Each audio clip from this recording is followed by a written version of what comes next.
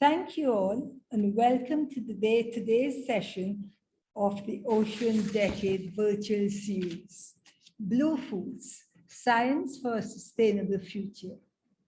My name is Shukuntala, and I'm the Global Lead of Nutrition and Public Health at WorldFish, based in Malaysia, and I'll be your moderator for today.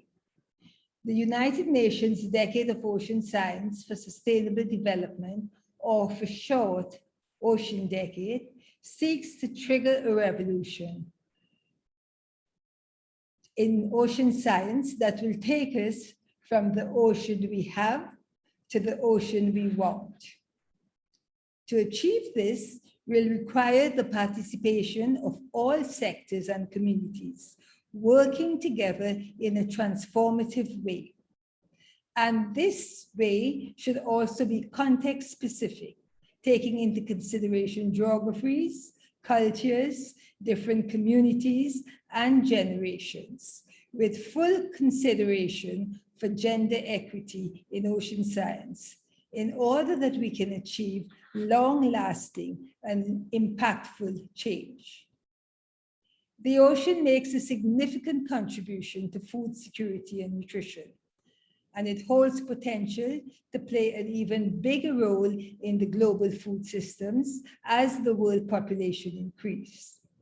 We know that the oceans can play a significant role in supplying sufficient, diverse, safe, and nutritious aquatic foods.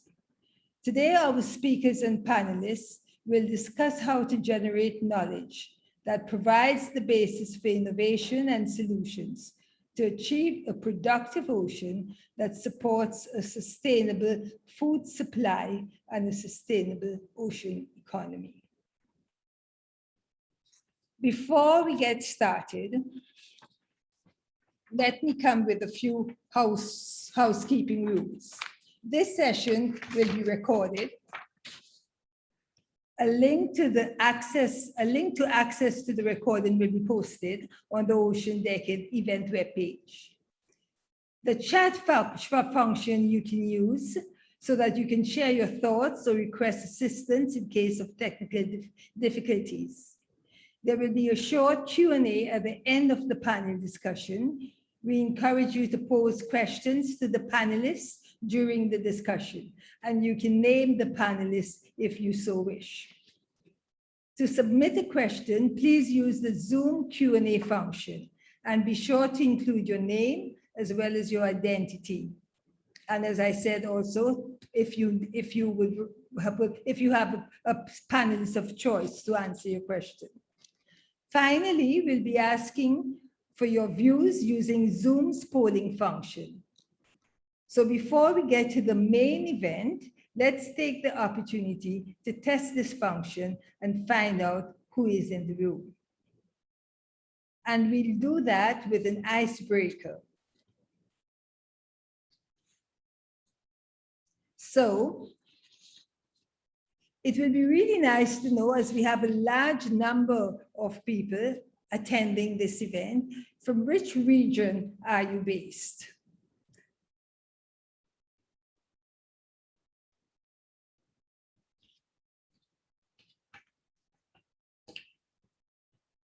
Next, which sector do you represent?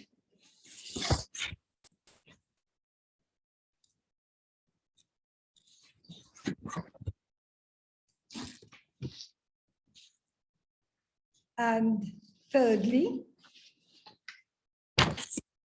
can we have that up on the screen? How familiar you are with the Ocean Decade.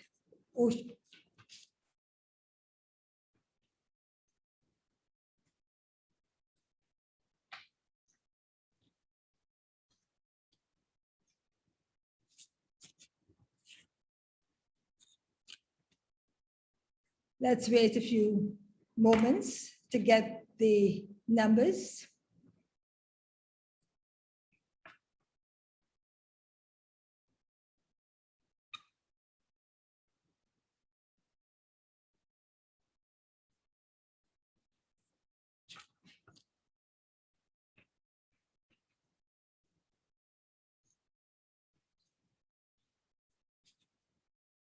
Thank you so much. So we can see by far the majority is from Europe and Central Asia, and the smallest number of participants joining us for this event comes from Near East and North Africa region. But we have quite a range, I can see. Next, please. The sector you represent. So about half of the participants are from academic, from universities and research institutes. And we have some from government. Next, please.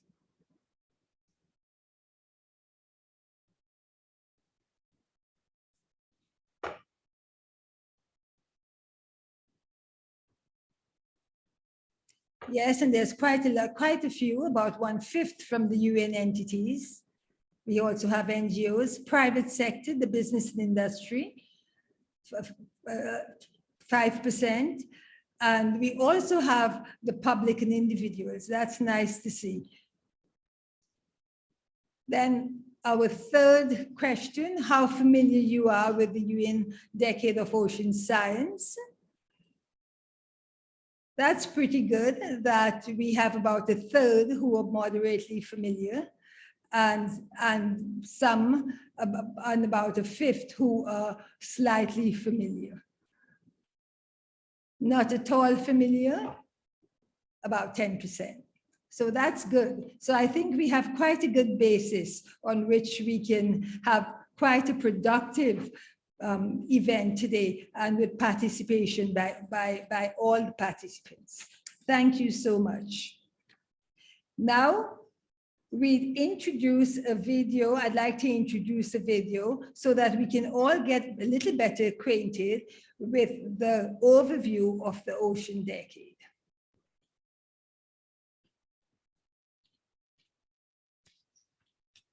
The ocean is in imminent danger.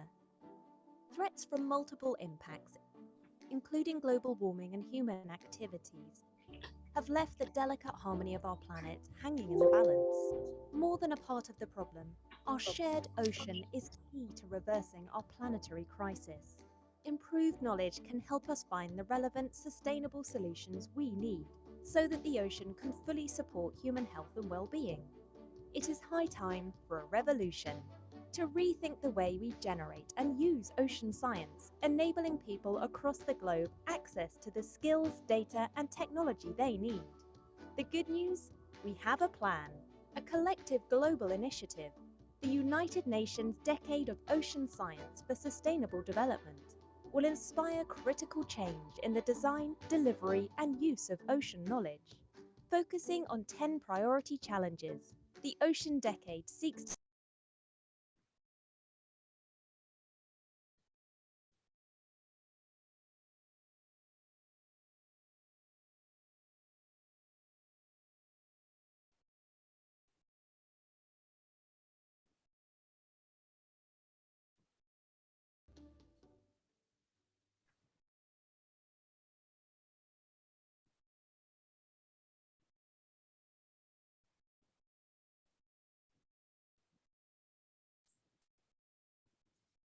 So let's go on to the next part of this event.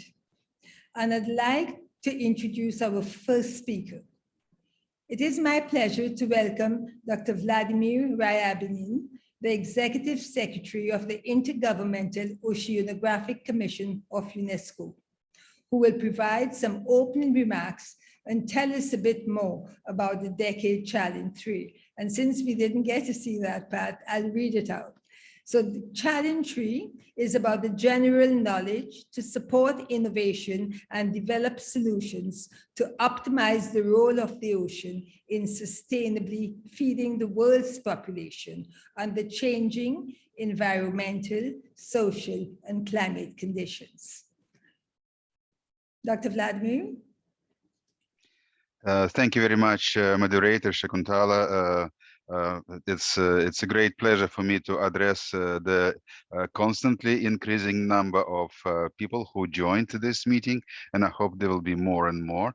I would like also to thank the organizers. This is the teams of the Food and Agricultural Organization and the moderator and the team of IOC who made this meeting possible. And I hope it will be very important, not only interesting, but very important as well. So, I think the poll already shows that there is the audience is diverse, and this is exactly what we need. We need to bridge science and need to bridge governments. We need to bridge this private sector and all the stakeholders. And this is how we would like to move forward with the decade, including the challenge number 3, the challenge to feed the world with the help of the ocean.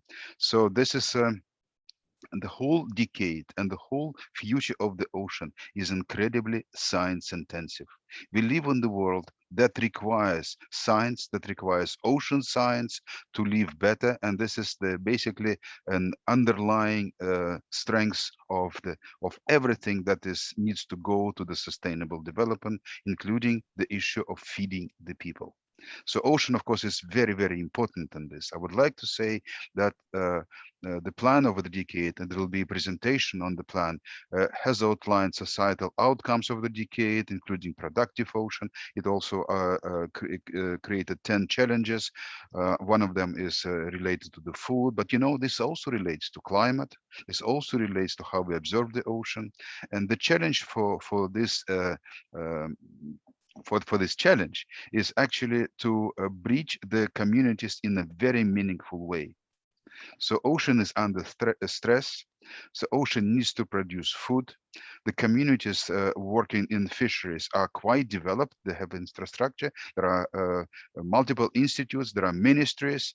There are practices. There are fishery commissions. Also, there are some other stakeholders like large marine ecosystems communities, like communities involved coastal zone management. So it is very important to realize that there is a paradigm here. So we are moving towards integrated ocean management based on science. That is, we'll be using maritime special planning, coastal zone management. It will be using more observations, predictions. So how meaningfully combine that knowledge that we produce more food from the ocean and do it in a sustainable way. So this is exactly the challenge for us. And I hope very much that this will be a very useful discussion and that will create in the future activities, initiatives, and better understanding of how we can get food from the ocean sustainable way under conditions of climate change and the conditions of the multiple stressors that exist in the ocean. So welcome to everyone. Thank you so much for being with us, and let's have a very good meeting. I'm pretty sure it will be very, very interesting, and I already said important. Thank you so much. Thank you so much, Dr. Abenin. And it was really good for you to make us remember that we are focusing on feeding the world from the ocean, but also that there are multiple challenges and also multiple purposes to which the ocean is put. Now I'd like to introduce Ms. Alison Clausen, who is Program Specialist with IOC UNESCO.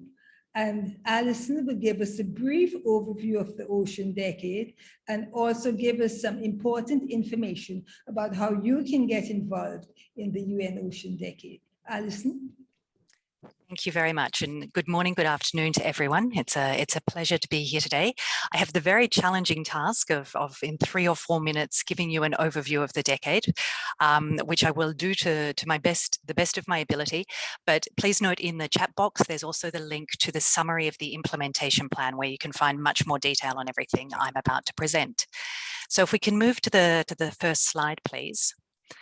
So this first slide really tries to give you a bit of a snapshot of some of the key things that make up the ocean decade.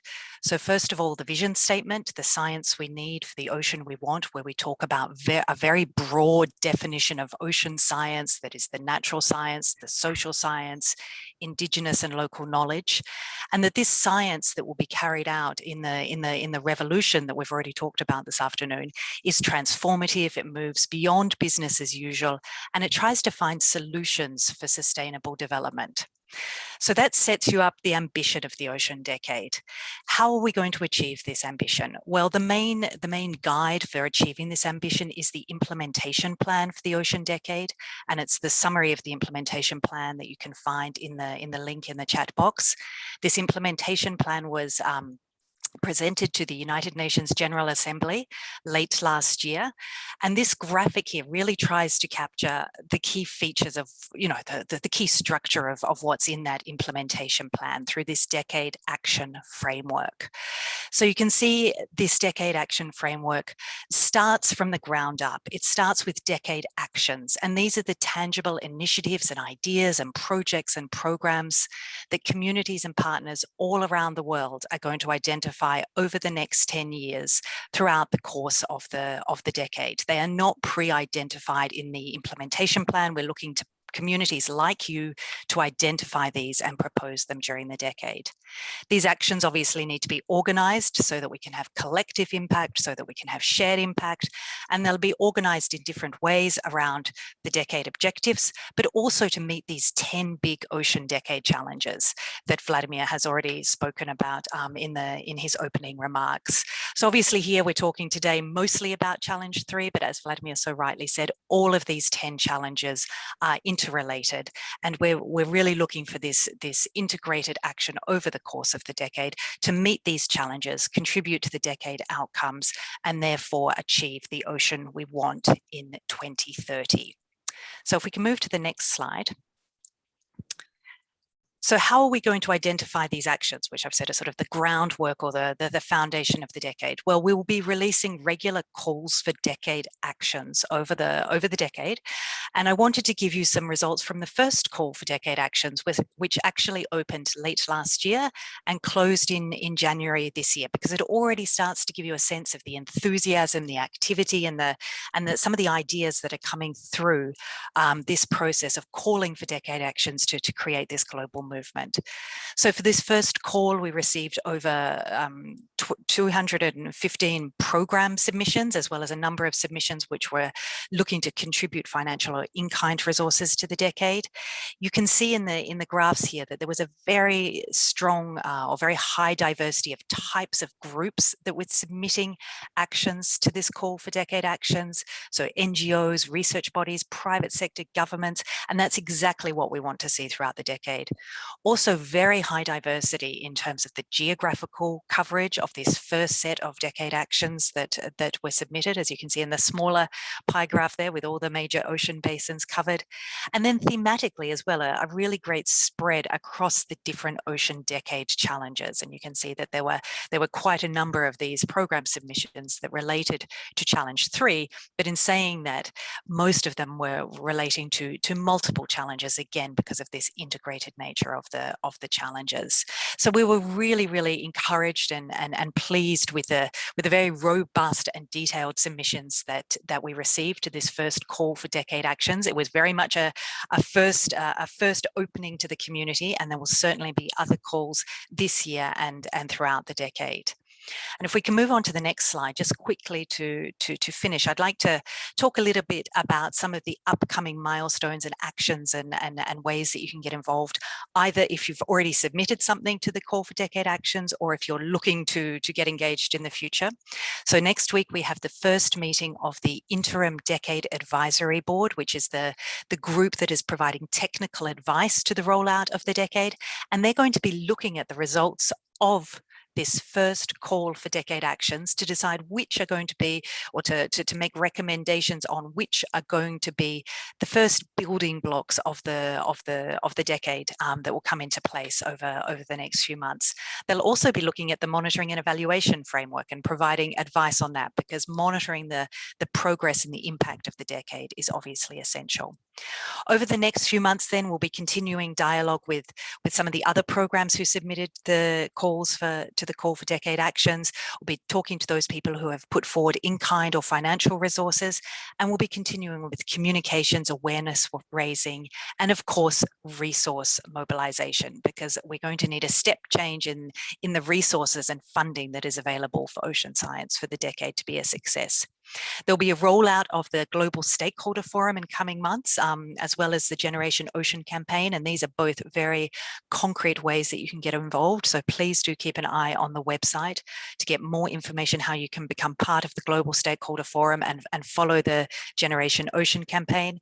And then, of course, as I said, there'll be future calls for decade actions coming up in 2021 and throughout the decade, both at the level of the big global programs, but also at different levels for projects and activities and contributions and other ways that you can make sure that your initiative is considered to become part of the Ocean Decade. So there you go. I hope I've achieved my mission. It was very, very rapid, but I hope it was useful. And please do click on that link and follow to the summary implementation plan, because there you'll get a lot more detail and background on the Ocean Decade. Thank you very much. Thank you, Alison. And it is really good of you to focus on science. That when we focus on science, we will also be considering community and indigenous knowledge as part of the science we do, and to give all those links and the opportunities for everyone to get engaged in the Ocean Decade. Thank you. Our first keynote speaker today is Professor Manuel Barranch.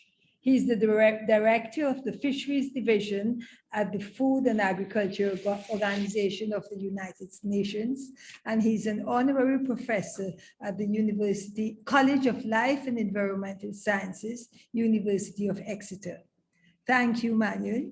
The floor is yours. Thank you so much, Shakuntala, and thank you and welcome everyone. I'm going to be speaking to you today from my beach tent. And I hope that you appreciate that. And I'm going to be talking to you about the role of science in optimizing the contribution of aquatic foods to sustainable food production. If I can get the next slide. Let me start, first of all, by making it clear that food is not an option. Hunger is also not an option for a growing percentage of the population. This is arguably one of our biggest challenges that we face. Next. Although this is a Blue Foods event as part of the Ocean Decade, we must recognize three things. First, that ocean food is not just fisheries, but also mariculture. Second, that one cannot separate food from the ocean from food from other aquatic systems, like rivers and land-based aquaculture. And finally, that aquatic foods are not extricated from broader food systems, as they can replace and be replaced by land-based food production. Next. Let me start by recognizing the blue revolution that has already taken place under the radar. Food from aquatic animals has been growing at twice the population growth rate in the last 50 years, as you can see from the left panel. And this is a net contribution to the improved nutrition of the planet. The amount of fish products not used for direct human consumption has actually been decreasing and is back to the 1970s volume and much lower in terms of percentage of total production, as per the middle graph. This revolution is primarily due to aquaculture, which contributes now 52% of the fish food that we eat, as you can see on the right. Next. This has been a revolution, and the result is that more is expected from aquatic systems to reduce hunger and poverty, and this is expected to be reflected in the UN Food Systems Summit later this year. This recognizes not just the potential for increased production, but the nutritional value of fish products and the positive balance of aquatic foods with respect to land-based protein introduction in terms of environmental footprints. Next. Let me now bring you to the possibility of tomorrow. The FAO provides a number of projections for future production of fish products. And recently, in this UN nutrition report, we provided scenarios for high and low roads of growth for fisheries and aquaculture development. If we achieve the demanding high road that you can see in the figures, per capita fish consumption will grow as a global average to over 23 kilograms per person per year, about 12% more than it is currently consumed.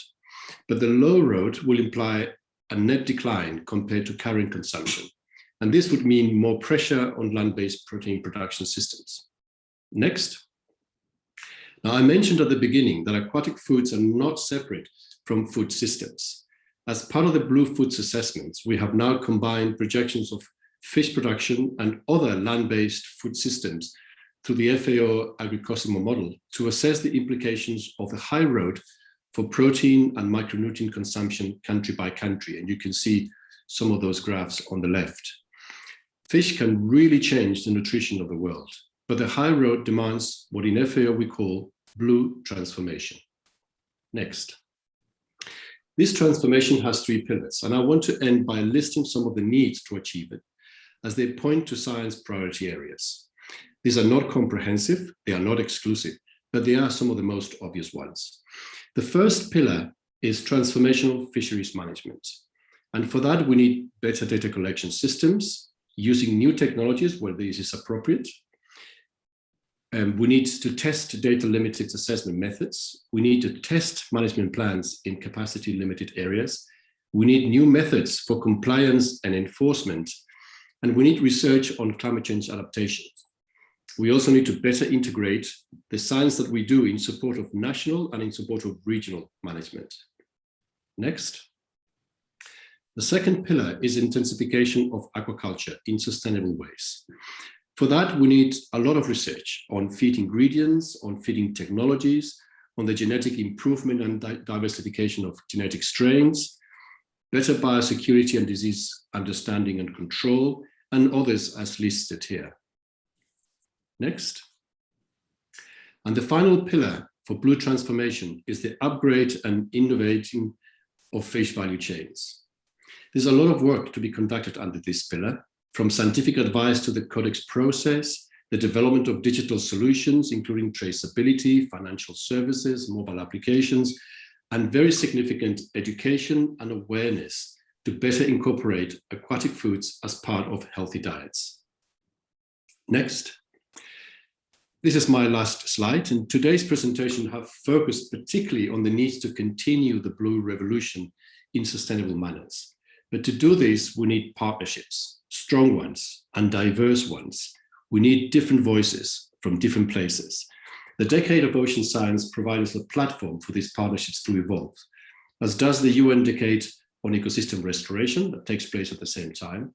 And we also have the International Year of Artisanal Fisheries and Aquaculture in 2022 to cement some of these partnerships. We can do this, and we need to do this. And I thank you all for offering the decade as an opportunity, and I invite you to participate with us in this revolution. Back to you, Shakuntala. Thank you. Thank you so much, Manuel. And thank you so much for reminding us of the diversity of the supply systems for aquatic foods, and also about the diversity itself of aquatic foods, both the systems and the types of aquatic foods. And I'm sure that your recommendations will be going forward and give actions within the decade. I'd now like to introduce our second keynote speaker, and it is my great pleasure to introduce Professor Christina Hicks from Lancaster University. Christina is an environmental social scientist interested in how social, ecological, and institutional settings shape food, conservation, and governance outcomes across aquatic and coastal systems. Christina is also in the leadership teams for the UN Food Systems Action Track 2 and in the Stanford Blue Food Assessment. Christina, over to you. Thank you very much, Shakuntala, and thank you FAO and IOC for hosting this event. I'd like to talk to you today about how and why we need to support more just aquatic food systems. So picking up on Manuel's point previously, and I'm going to present some work from a number of collaborations across the years. Can we go to the next slide, please? As Manuel has highlighted, our oceans and waters undoubtedly do and can produce vast quantities of nutritious foods, which currently provide 17% of animal source protein globally. Next, please. However, it's clear that it's the micronutrients in aquatic foods that are particularly valuable. Micronutrients are things that our bodies need in tiny quantities, but which are vital to our health and development. It's estimated that over 2 billion people suffer from a chronic lack of micronutrients, which contributes to stunting and wasting in children. The figure that you can see on the right-hand side is from East and Southern Africa, and it shows the quantities of commonly consumed foods that are needed to meet children's requirements for 6 micronutrients, identified as most lacking in people's diets, so including calcium, iron, zinc, for example. And you can see that small fish in particular is one of the best sources of these micronutrients, requiring only 6 grams per day. Next, please. A few years ago, we gathered all the information that we could find on fish nutrient content from a variety of sources, including FAO in foods, to quantify the concentration of these essential micronutrients in global catches. The map you can see on the left is just for calcium, and you can see that concentrations are particularly high in catches in parts of the tropics. We then scale these concentrations by total catches and coastal populations to quantify the nutrient yields, and we compared these to estimates of inadequate intake. And you can see this in the graph on the right. Each dot represents a country, and the black horizontal line is the yield needed to meet the dietary requirements of the entire coastal population under 5. And we found that the yields in many countries exceeded the dietary requirements by orders of magnitude, even in places in the top right-hand corner where prevalence of inadequate intake was very high. And in total, 22 countries where the inadequate intake was over 20%, so high, would only need to retain 20% of what's already being caught in their waters in order to support closing these nutrient gaps. Next, please. So evidently, catches do not flow directly to the consumers that need them most, even when they're being fished out of their local waters. And this is because vast quantities of seafood is moved through foreign fishing and trade. Indeed, between production and consumption, the aquatic food system supports 120 million livelihoods and generates $141 billion worth of trade, highlighting the importance of taking a holistic look at aquatic food systems. Next, please. But the benefits are seldom distributed equally. So we had a look at these distributions and focused here on production per worker, dollar exports of trade, and apparent consumption. We found that the Gini coefficients, measures that are often used to measure income inequality, were very unequal, particularly for production and exports, with a Gini coefficient of 0.76 and 0.96. For context, income inequality is often estimated to be 0.65, whereas consumption was a little bit more equal. Next slide, please. Now, these geographic inequalities may be the result of natural environmental variations, but they may also result from social inequities associated with, for example, class, gender, or ethnicity. That means certain groups are unable to participate equally. We therefore tested this through by developing a series of Bayesian models to determine whether educational attainment, wealth, gender equality, culture, or age influence the benefits that different nations were able to access. And we looked at 4 different categories of benefits. Next, please. We found that wealthier nations with more formal education tended to produce more and consume more aquatic foods, despite supporting fewer livelihoods and diets being less reliant on aquatic foods. In contrast, we found that aquatic food systems in more culturally diverse nations supported more livelihoods and produced more nutrient-dense aquatic foods, but they exported less. Aquatic foods were also more affordable when gender equality was greater. Next, please. So these benefits can be categorized into wealth-generating benefits here in blue or welfare-sustaining benefits in orange, but they don't tend to be maximized together, and they are associated with social inequities, really highlighting the importance of asking who benefits and how. Next, please. Policies and practices can and have been designed to mediate these inequities. We therefore identified places that were bright spots, doing better than expected, and dark spots that were doing worse than expected. And we analysed the content of the policies in those places to identify evidence of best practice. Next, please.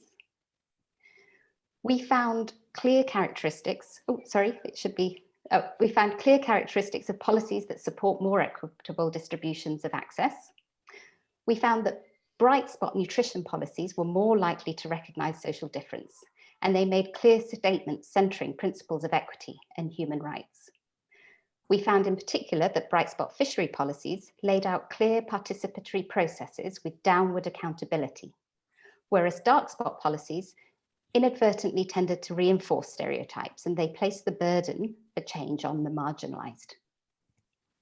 So to summarise, it's really important that science for and of aquatic food systems adopts a holistic food system lens to ensure that the benefits flow where they are most needed. This requires coordination between sectors, between actors, between disciplines. It's also important that we pay attention to understanding who are the winners and losers, particularly because any transformation may exacerbate existing inequalities or it may create new ones. So we need to be able to navigate this. And finally, it's important that we look to identify, evaluate, and implement policies and practices that can support more equitable access to the benefits from aquatic food systems. Thank you very much. This is my last slide. Thank you so much, Christina. And it has been a pleasure following your work and seeing how you have moved the needle on everything aquatic foods and taking into consideration governance, justice, equity, and also moving the needle from not just thinking about one nutrient, protein, but moving it to essential fatty acids and most importantly to micronutrients. Thank you so much. It is now my honor to introduce to you our distinguished panelists. We have 5 panelists for at this event. The first is Ms. Gracia Almeida, who is the Director of Research Management for the Ministry of Fisheries and Marine Resources in Namibia. We have Dr. Stefan Geltrich, who is a Professor of Coastal Socioecology with the Millennium Institute of the Pontifical Catholic University of Chile.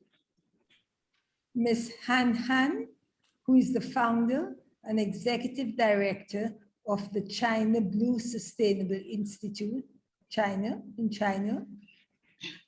Dr. Flower M. Suya, who is the chairperson and facilitator of the Zanzibar Seaweed Cluster Initiative from Tanzania. And Dr. Henrik Ustabloon, who is a science director with the Stockholm Resilience Center. Now I would like to begin the discussion with these 5 honored panelists. And at the same time, I'd like to remind you all that we'll be posing 3 questions to our panelists and getting their views. And in between the questions, we will be conducting a series of polls to get your views as well. And as we go along with the panel discussions, please do place your queries and your questions in the Q&A and also your comments in the chats. So let's move to the first question. And the first question I'd like to pose is, scientific capacity development is critical if we are to achieve the Ocean Decade outcomes. In your experience, what are the biggest scientific capacity development needs to optimize the role of the ocean in producing sustainable and accessible aquatic foods? And how do we fill these gaps? And the first panelist I'd like to have to answer this question is Ms. Gracia Dalmeda. Thank you, Ms. Gracia. Yeah, thank you. Well, if we are to achieve the Ocean Decade outcome to produce blue foods globally, we need to enhance our ability to understand the resources and the environmental drivers impacting their dynamics and habitat. Natural resources have production limits. Therefore, science-based management and decision-making are crucial to optimize yields. To achieve this, developing countries need to strengthen and maintain their capabilities to conduct scientific research and collect robust, cost-effective, and innovative data to perform appropriate models. Constant capacity building is essential, especially because of the low retention of expertise in our countries. Developing countries require advanced training and skills development in research techniques, investment in research infrastructure and technology, as well as institutions that offer training in ocean-related sciences. Needless to say that we require intensive financial resources, which quite often is a limiting factor to many developing countries. The EAF Nansen program, executed by the FAO in collaboration with IMR Norway, is one of the programs that have provided long-term support to develop both scientific and fisheries management capacities in Africa, with a goal that sustainable fisheries improve food and nutritional security. We need more of such programs to be able to fulfill our ambitions. Thank you. Thank you, Gracia. And I'm very happy that you mentioned the Nansen program, because now the Nansen program is expanded, not only to take into consideration stock assessments, but also to collect samples, to get back to what Professor Hicks was talking about, doing work on the nutrient composition and food safety of the aquatic foods in the ocean. Thank you so much. Before I go to the next speaker, let me launch the polls. We have 3 polls. We will take one after each question, and then at the end of the panel discussion, we would then have the results from the polls. So let's take the first poll. Please select the 2 that you feel are the most pressing to act upon. And here you have 4 possibilities. I won't read them out to you. You can do that before we move on to the next speaker.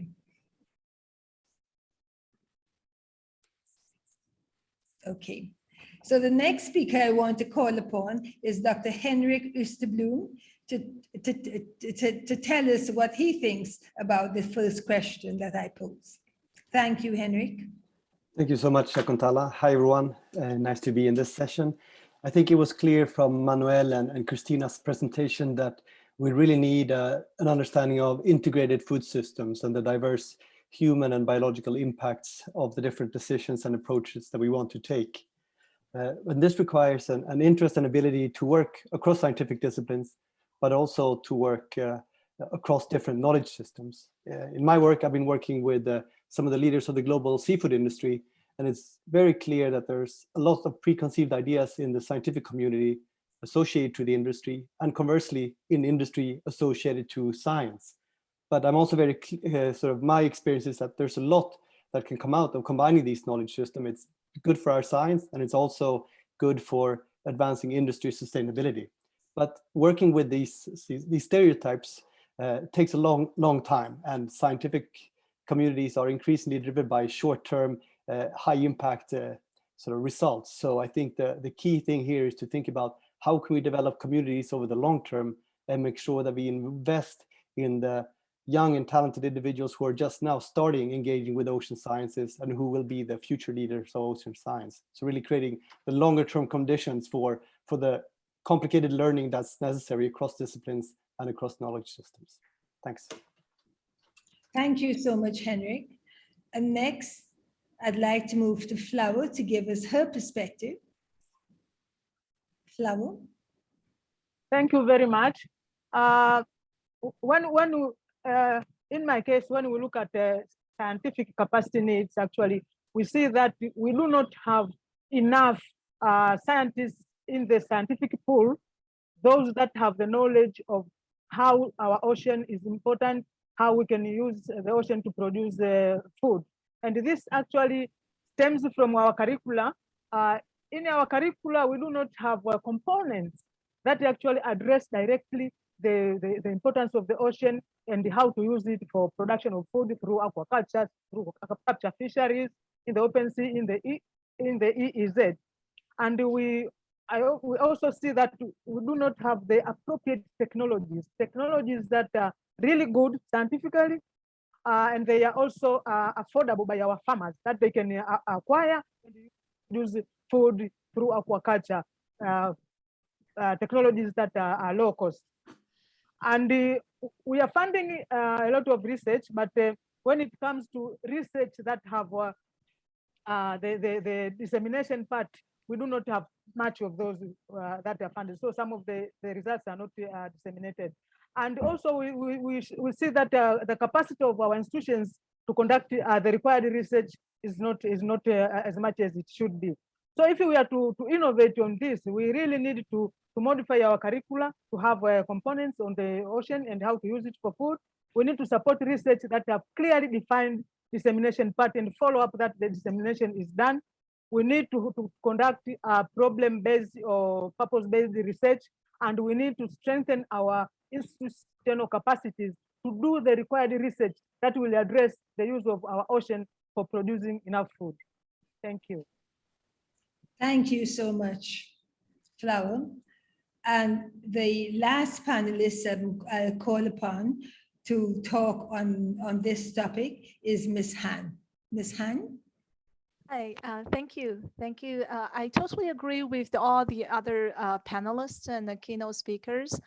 Just to add a little bit more from my experience, as we often, when we look at the data, we notice that the majority of the aquatic foods were produced by the small scale producers. These people, unfortunately, are often to be marginalized or overlooked by the technology or financial support. And I think there's a term, we call it the last mile, that has always been missed in many situations. I think there's also a last mile problem here when we say how the technology could be more customized to fit for these type of users. For example, when we had LED lights, energy saving instruments, all these sounds like a very commonly applicable for many sectors, but when they come to be used in the fishing boats or the fish farms, especially for the small scale, there's a lot of changing environment condition might not be fully considered in the beginning when they design this type of products. And often there's no scientist or technical engineer going to the fishing ponds or fishing vessels ride on the fishing boats with the fishermen for day and nights to understand what exactly happening in those process. So I think that's just my 2 cents on that. Thank you. Thank you so much, Ms. Han. Now I'd like to move to another question for which I'd ask our panelists to give us some of their thoughts. And this is, what are the most critical environmental and social pressures affecting aquatic food production and accessibility of food? And what scientific innovations might help to overcome them? Before I do so, I'd launch the second poll about the questions so that we can get your views before we talk to before we hear the views of the panelists. Please select the 3 you feel are most urgent from the list we have of 6 possibilities. So now, while this is up, I'll move to our panelists to give their views. And the first one I'd like to call on is Dr. Stefan Geltrich. Please, Stefan. Yeah, thanks. Good morning, good evening, good night to everyone. Your question had to do with environmental and social pressures affecting aquatic foods. And as you say, there's multiple environmental and social pressures. So we have overexploitation, habitat degradation, climate change, but also illegal activities, governance failures, dysfunctional institutions, markets. Christina talked a little bit about how markets can influence inequalities. And in order to talk just a little bit about scientific innovations, I would like to draw from something that Henrik said. I think we have to change our view of how we're doing science and focus on these linked interactions between the natural and the human systems. But more specifically, I think we need to start thinking about how to co-produce solutions. Solutions won't only come from basic scientific, natural, or social science. They come from integrating, as Henrik posed, knowledge systems. And knowledge systems have to do with traditional knowledge, local knowledge, bureaucratic knowledge, institutionalized knowledge, and scientific knowledge. And it's how we're going to start mainstreaming this knowledge co-production within universities, centers, agencies, that I think is key. It's still seen a lot as just outreach activities or participation activities, but this is really about re-engaging with finding solutions for sustainability. Thank you. Thank you so much, Stefan. And next, I'd like to call on Flower to get your perspective. Thank you very much. When we talk of environmental and the social pressures, actually the first one that comes to our mind is climate change. Climate change, which is increasing the temperature in the ocean and causing diseases. But we can look at climate change in a different angle, that climate change is actually stratifying or dividing our ocean into areas where certain technologies can be applied and areas where these technologies cannot be applied. This dividing our ocean into areas where some certain farmers who in aquaculture can reach, and certain areas where some farmers cannot reach. For example, there are areas where men can reach, but women cannot reach. The richer farmers can reach, but the poorer farmers cannot reach. So it's like climate change is actually dividing our ocean into this. Another point is on pollution.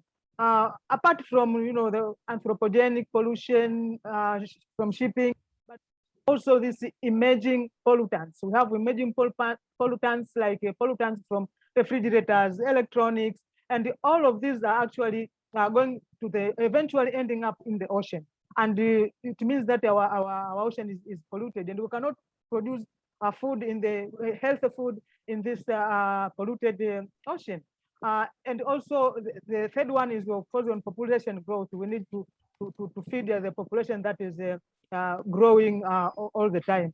So I would say that if we need to do innovation into this, actually we need to look at technologies that are scientifically sound and that our farmers can afford to buy and to go there out to produce food in the ocean. We also need to address the question of emerging pollutants to minimize as much as possible, and where they are already in the ocean, to actually try as much as possible to remove. This way we can have a clean ocean, and we can have the technologies, and we can produce food that is healthy and good for the whole population. Thank you. Thank you so much, Flower. And may I please call on Ms. Han? Thank you. I find echoed with Flower's comments about the environmental issues, and also find very similar observation with Stefan's. What I observed in China, which I think China is a land-dominated culture or civilization. So for people that are living for a long time, interacting with water, with the ocean, this is still a little bit overlooked or underrepresented or less studied. So on the other hand is when we come up with the policies or science technology dissemination, we might just with the pre-assumption that we understand what people interact with each other and that kind of social behavior or attitudes behind the scene. But we might have the wrong assumption. I think that's something like the natural science and the human science and social science. All this really requires much more systematic, integrated approach to address all these challenges, difficulties. Yeah, I think that's really the key point. And it must be quite interesting for you living on an island in China. Yeah, exactly. Yeah, it is.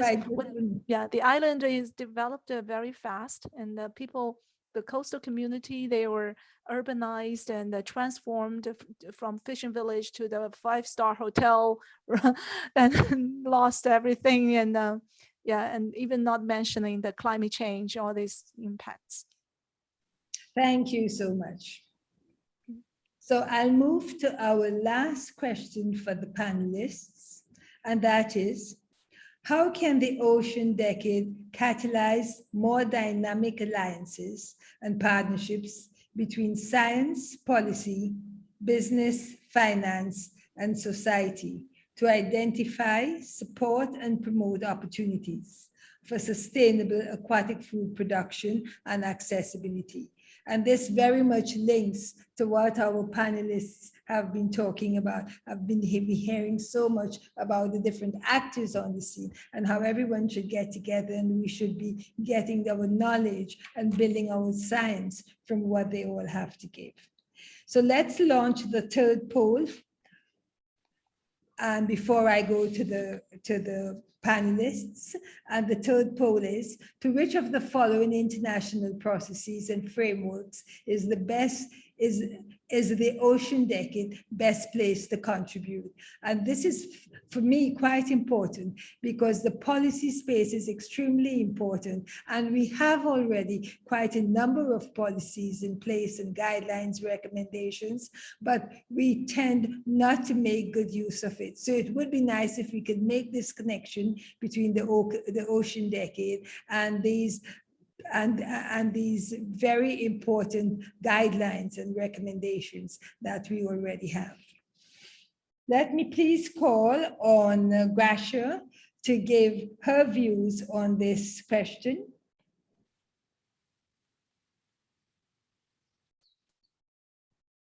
Gracia?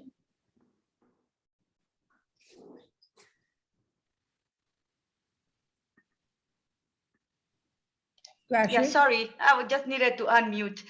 Thank you very much.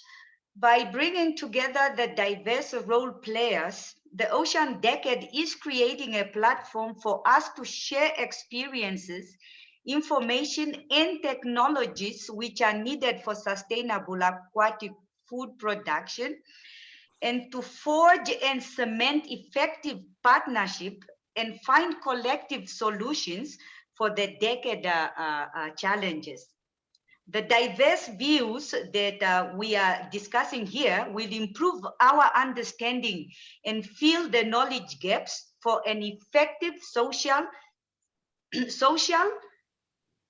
science policy nexus paradigm. I believe that through this forum, bridges will be built that will merge divergent logics in ocean management and strengthen cooperation among countries.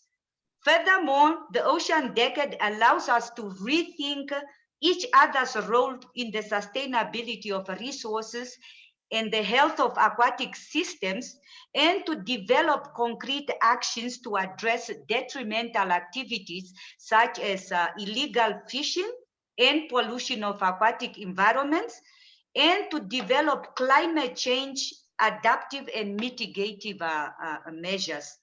The networks that are created through this forum will provide opportunities for financial and human resource mobilization and possibly access to advanced technologies. Thank you. Thank you so much, Gracian. And next, I'd like to ask Henrik to give his views. Yeah, thanks so much. I think really the decade can help changing the connectivity and identity of ocean science.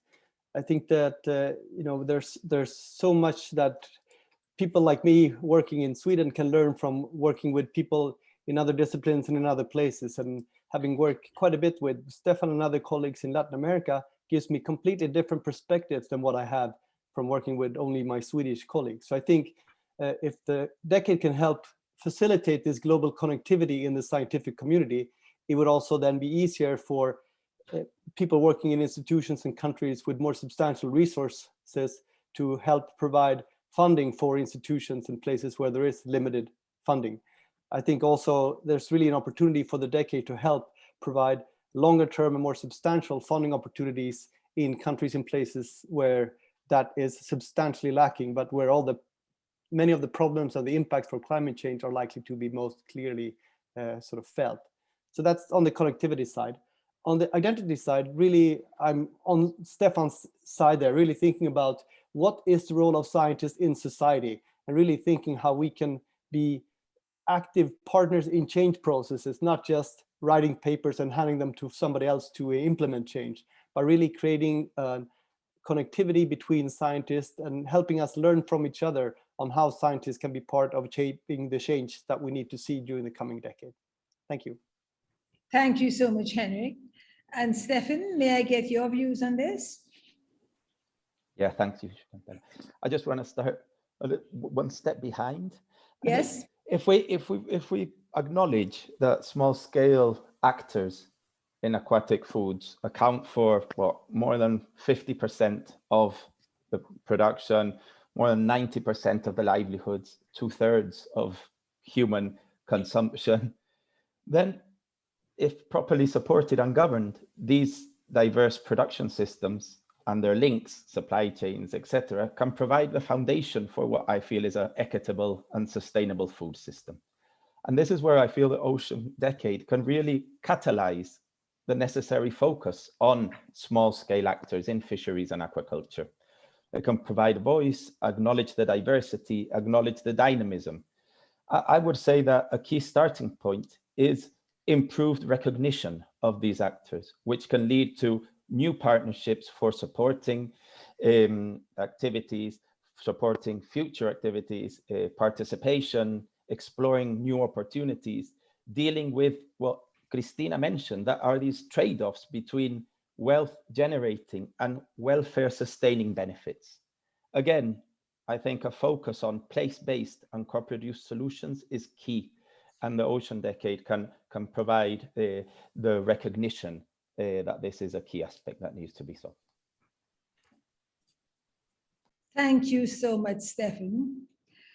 What I take away from the panel discussion is that there are many actors on the scene, and that we have to learn from each other and we have to use each other. We come from different disciplines, different background, and it can be complex, but there is so much to learn and so much that we can get if we would work together. So, and I do hope that, and I can see the actions that are already taken within the Ocean Decade.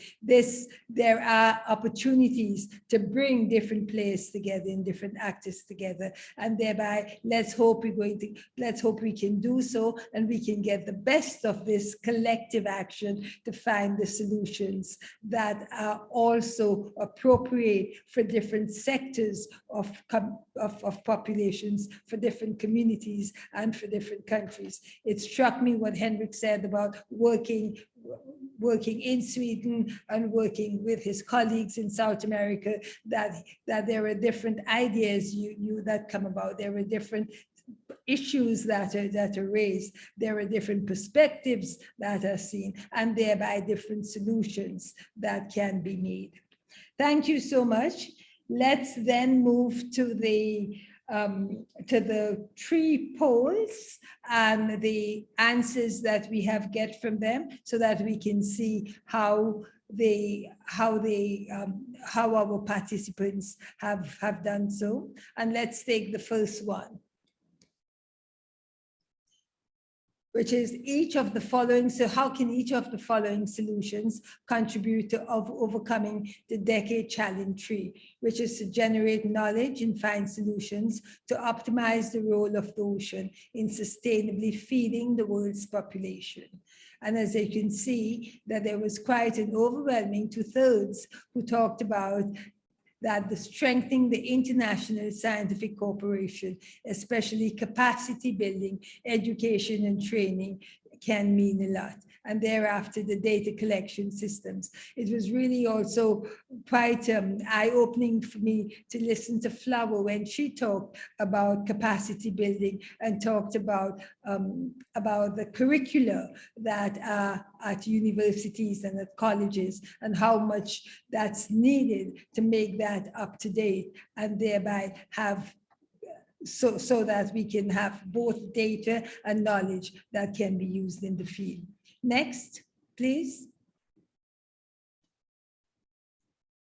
So we talked about the environmental and social challenges impact and sustainable production and consumption of aquatic foods. And we looked at which of the factors we thought were most important with respect to this issue. And if we look at the polls, we can see that overwhelmingly that there was consensus around pollution and habitat degradation having an important role to play, and even before that, the climate change effects. So there is so our work is really cut out for us. And then, sitting back where I am and having followed this debate for such a long time, where I can say, and how did we put ourselves in this situation? Because both of these two are very much to quite a great degree man-made. So we really have to look inwards to ourselves and the different groups and to find the solutions as to how we manage these effects. Next, please.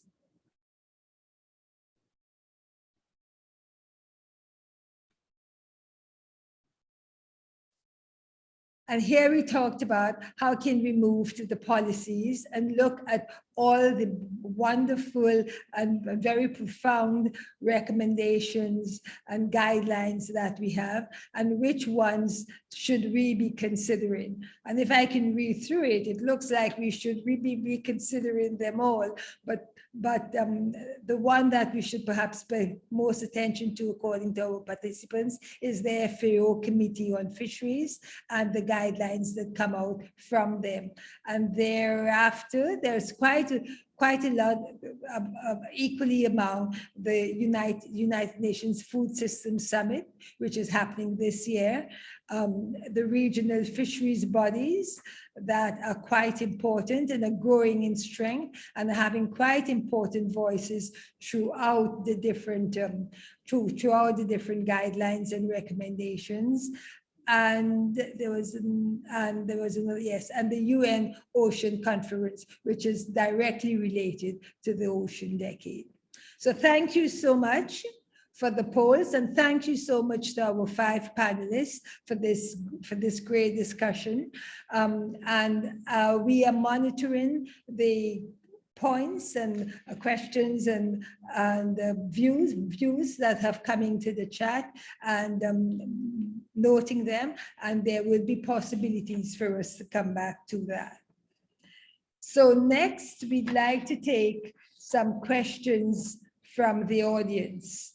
And I'm being the moderator, I'm going to start off first by taking two questions from the audience that were posed by Balam Jimenez, and these two questions are to Manuel. So Manuel, I'd like you to listen carefully so we can get your views on these two questions. And I'm going to do the two together.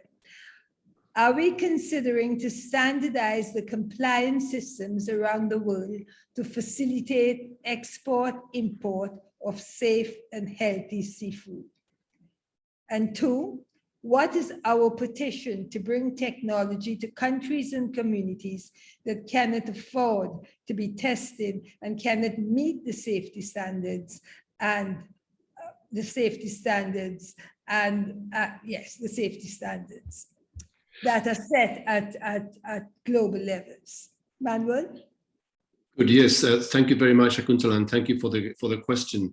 I think that the best answer to that is to first start by saying that FAO is particularly cognizant of the fact that we must not increase inequalities in the setting up of standards and processes for everyone to comply. And there is a very, very clear process through the Codex Alimentarius Commission, where all the compliance and the standards are agreed, and those global standards are agreed by all, and the codes of practice and guidelines are developed. The process of Codex Alimentarius is recognized by the World Trade Organization, and therefore there's a complete connection between the Codex process, which is scientifically driven, and the trade processes. But also in that context, I just want to say that the FAO is currently starting a process of developing guidelines for sustainable aquaculture growth. Those guidelines will include some of the issues that you mentioned in your question. When that process is completed, we are currently doing regional consultations. It will be brought to the Committee on Fisheries for approval. And generally the way that FAO operates is that when something like this is approved at the global level, then we tend to set up a process of implementation and support to countries to implement those guidelines based on their own difficulties and shortcomings. So FAO is here particularly for developing countries, and we want to make sure that there's no inequality that is reinforced by the standards that need to be there. Thank you so much, Manuel. And I'm going to move to another question from the audience. Building on panel question 1, how can we reduce the scientific gap between North and South? What is the role of the more developed countries in this matter? And I'd like to go to Henrik to get his views on this. Yeah, I think there's a whole range of different, both private and public opportunities to engage in this. I mean, for instance, in my region, in the Baltic Sea, there's been lots of investment by all the countries around the region to really focusing on that problem. And I think similarly with substantial overseas development aid, there's lots of investment in development that could be pooled around advancing the ocean science and action communities. There's also a whole range of philanthropy organizations that, in my understanding, primarily have invested in science and action in North America and in Europe and elsewhere. And I think there should be quite some potential in also engaging private philanthropy and other types of donors in really building scientific and technical capacities around these challenges. Thank you so much, Henrik. And I'd like to mention that question was posed by Juliano Palacios. Next, how do we depend on ocean resources for materials and food production alongside sustainable management, considering non-compliance with rules and regulations? And that question is from Hunimbo Aido Wu. Is there someone from the panel, from our 5 panelists, who would like to take it? I'll repeat it. How do we depend on oceans resources for materials and food production alongside sustainable management, considering non-compliance with rules and regulations? Well, okay. Grasa, no, Grasa is ready for it. Okay, Grasa, please go ahead. Yeah, I think there are several things that are required to consider both. First of all, we need effective monitoring, control, and surveillance and other measures to ensure compliance and also to eliminate IUU. For example, the FAO post-date measures and many other controls. And we also need to have effective management. And like I have said before, we need enough data, robust data, and the more data we have, the more we can move from simplified models to more models that create a realistic scenario of the situation. So, and for that, like I've said before, we also need to invest in this if we are to achieve those. Thank you. Thank you so much, Gracia.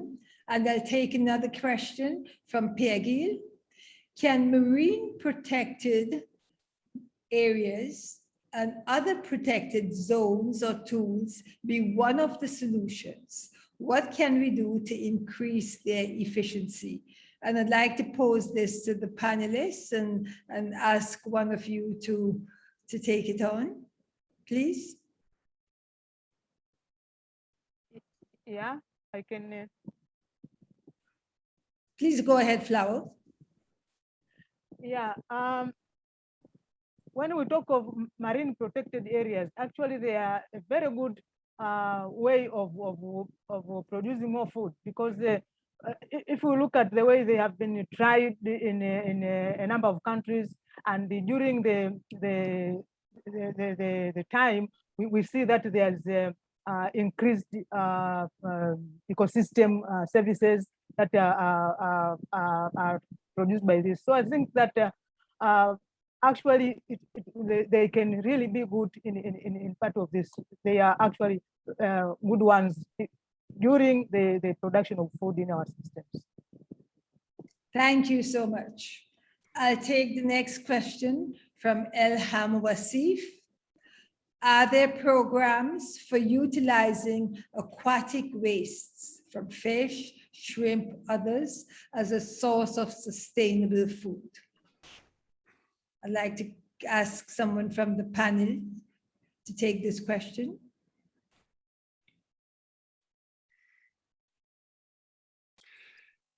Well, maybe Shakuntala, I will take that, and I will use the opportunity to say something else from the previous question that I would like to butt in. Actually, there's a significant amount of fish meal that is now currently produced on the basis of what we call trimmings. You know, the heads and tails and skins of fish, much more than before. It now constitutes about 25 to 30% of the fish meal production. So there is an effort to try to circularize as much as possible. So it is not used directly for human consumption, of course, but then it is used for fish meal and therefore is used to grow fish in aquaculture. So the circular economy is also operating there, but of course there are limits, and that applies to the bones as well, which are a great source of micronutrients. But if I may mention something about the previous two questions, actually, because why is it that we are finding it so difficult to make fisheries sustainable when there is so much regulation?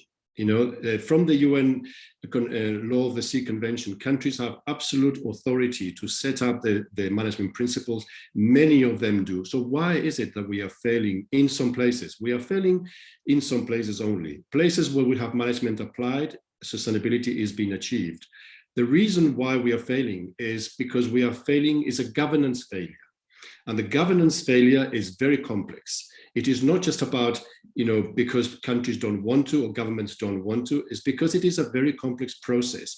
Sometimes there's lack of institutional capacity, lack of scientific capacity, lack of management capacity, lack of infrastructure overall.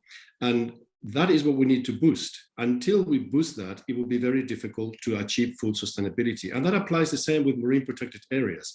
If we are failing to implement a good fisheries management in one region, do you think that by calling it a marine protected area, we're not going to fail? No, the same principle applies. So what we call in FAO, we say we need to manage 100% of our seascapes in whatever way it takes, whether it is through protection, through specific management, to time-limited access. But that is difficult. And for as long as we have hunger and poverty in the world, let me tell you, sustainability will never be the top priority. And we need to change that. Thank you so much, Manuel. Let me take another question from the audience, and I'll pose this to the panelists. And this question is from David Scaff. How do we address what may be the biggest underlying issue, a rapidly growing human population that is predicted to exceed the carrying capacity for food production of both the earth and the oceans? I'd like to give this question to two of our panelists. I'll take one and then a second one afterwards. Thank you.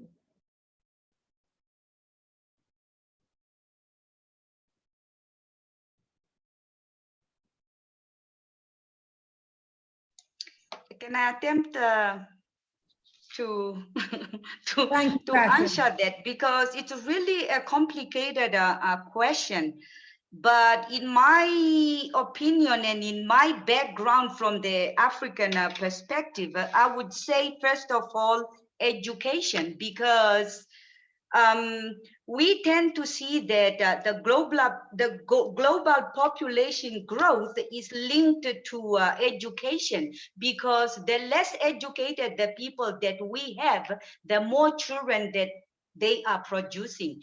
And we have to start with that, because the world population have to be curbed at one point if we are to stick to the resources that the earth can produce. And also to create a lot of awareness of how much, because these resources are finite. And then we will come to a point where there's no more potential for growth. So this will have to go on par, but it's not an easy to achieve thing, and it will hopefully come with time. Thank you. Thank you so much. Is there another panelist who would like to weigh in on this?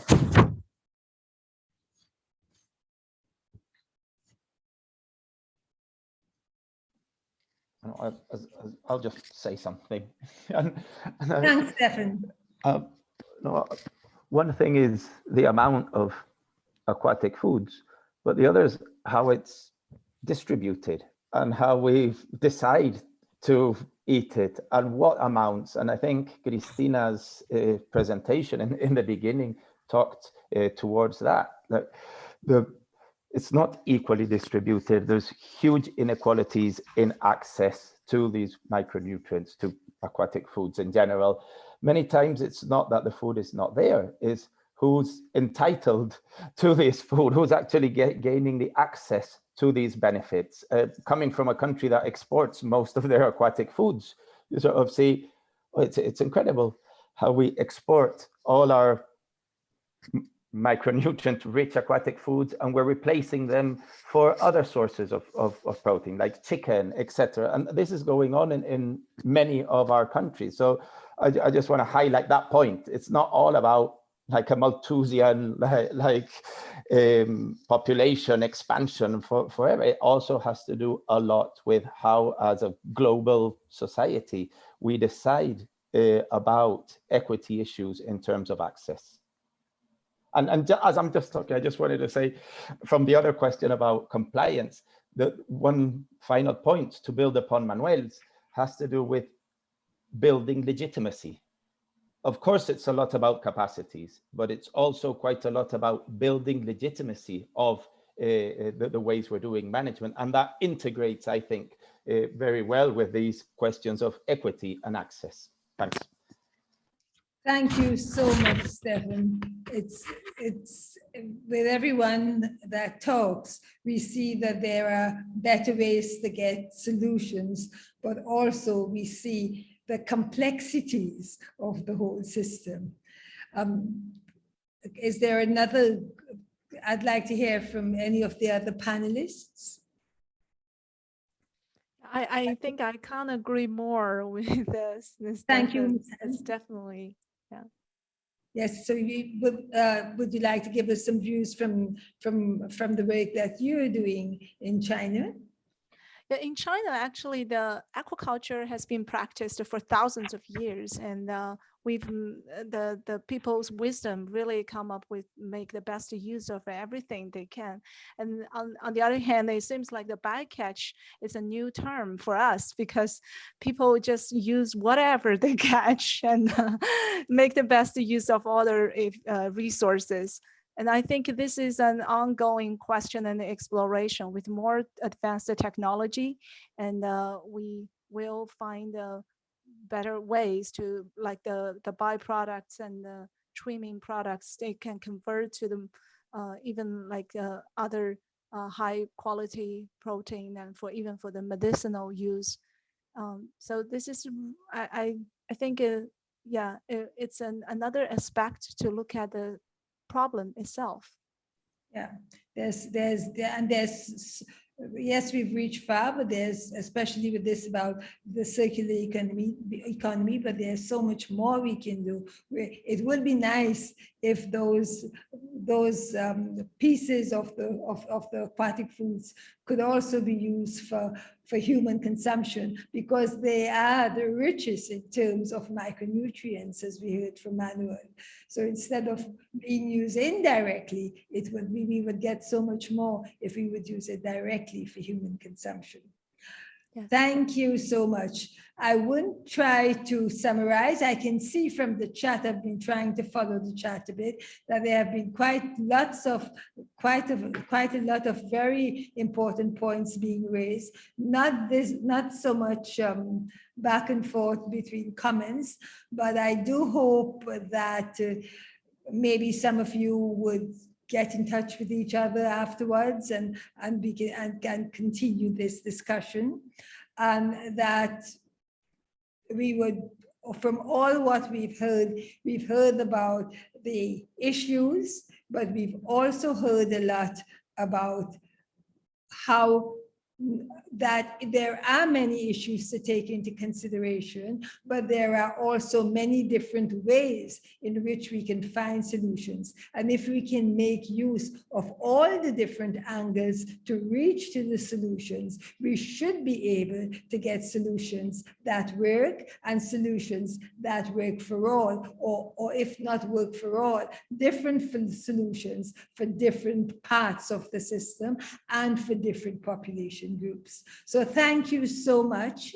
And thank you so much to our 5 panelists and to the participants who have engaged with us in this Q&A.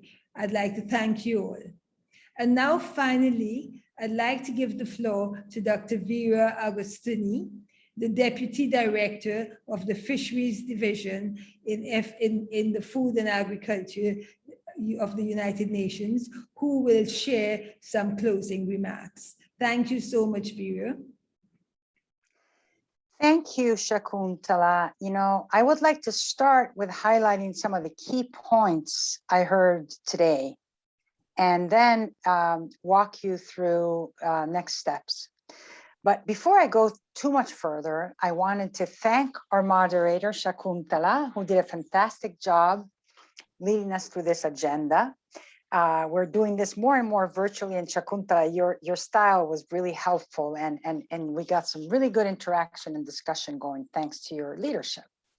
And of course, I'm going to thank all of our speakers and panelists for sharing their knowledge and their experiences today.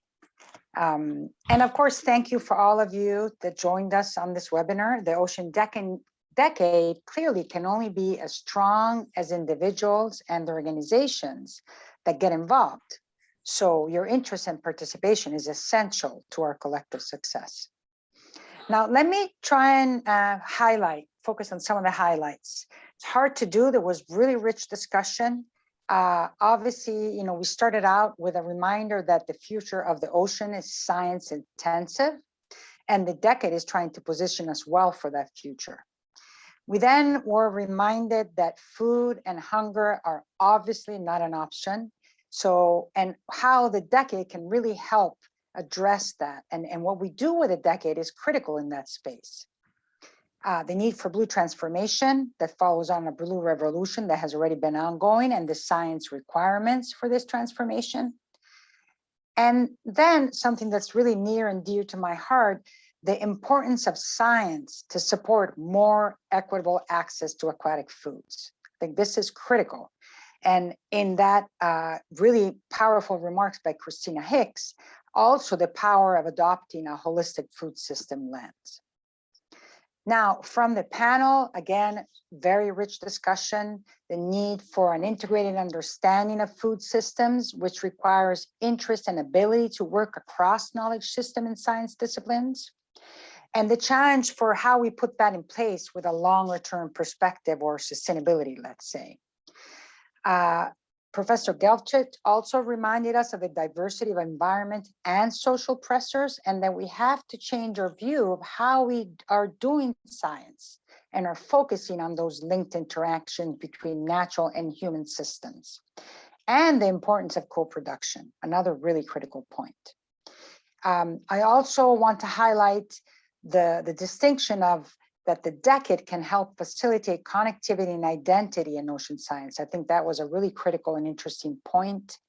Connectivity, not only knowledge connectivity, which amongst other things can help provide longer term funding opportunities, but also the identity. What is the role of science in society? And how can we be active partners in this change process? I think that that's really important to reflect on. And lastly, the highlight on small scale actors. This came up repeatedly in the discussions, and clearly the decade is an opportunity to help put a focus on them, as that is really important. Now, next steps and how we get involved. We heard from Alison from her good introduction talk about how we can do that. There are different ways that we can get involved. I encourage you all to consult the website. The IOC team is here to help you answer your questions for that.